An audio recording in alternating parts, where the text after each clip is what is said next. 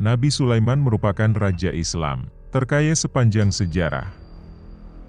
Baik dalam Al-Quran, Alkitab, dan Injil, Nabi Sulaiman dianggap sebagai manusia terkaya yang pernah ada di bumi. Nabi Sulaiman merupakan pemimpin dari golongan manusia hingga binatang, karena dapat berbicara dengan hewan. Nabi Sulaiman juga dikenal sebagai nabi yang dermawan. Oleh karena itu, Nabi Sulaiman seringkali memberi sedekah. Dan beliau tidak hanya bersedekah kepada manusia saja. Binatang pun menjadi salah satu prioritas utamanya dalam memberikan sedekah, perhatian, dan kasih sayang tulus. Sebelum Sulaiman diangkat sebagai nabi, Sulaiman menghabiskan masa kecilnya di antara warga Bani Israel. Sampai Allah Subhanahu wa Ta'ala memilihnya untuk memimpin Bani Israel. Nabi Sulaiman juga dapat berkomunikasi dengan hewan dan jin.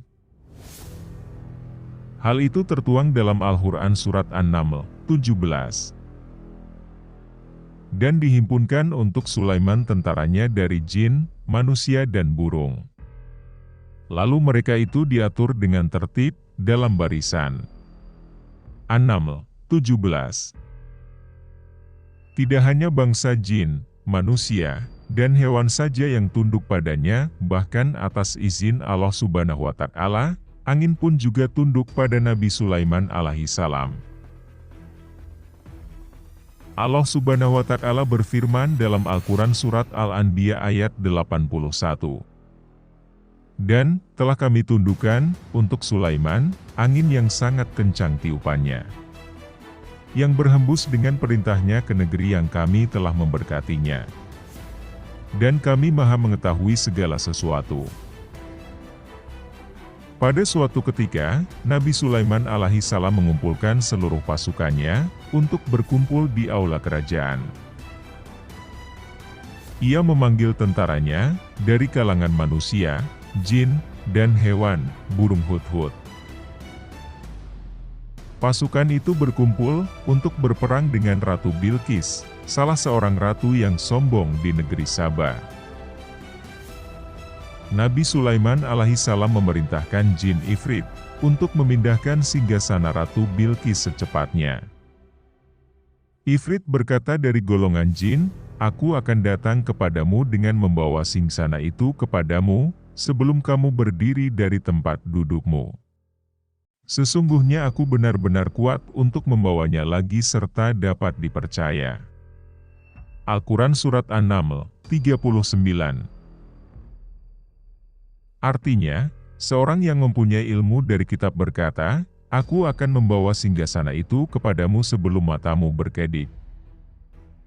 Maka ketika Sulaiman melihat, singgasana itu terletak di hadapannya, dia pun berkata, "Ini termasuk karunia Rabbku untuk mengujiku. Apakah aku bersyukur atau mengingkari?" Barang siapa bersyukur maka sesungguhnya dia bersyukur untuk dirinya sendiri. Dan barang siapa ingkar, maka sesungguhnya Rabbku Maha Kaya, Maha Mulia. Al-Quran Surat An-Naml 40. Lantas, ketika Ratu Balqis dan bala tentaranya tiba di tempat Nabi Sulaiman, mereka terkejut karena singgasana yang ada di hadapannya sangat mirip dengan miliknya yang ada di negeri Saba. Disebutkan arak antara negeri Saba yang berada di sekitar wilayah Yaman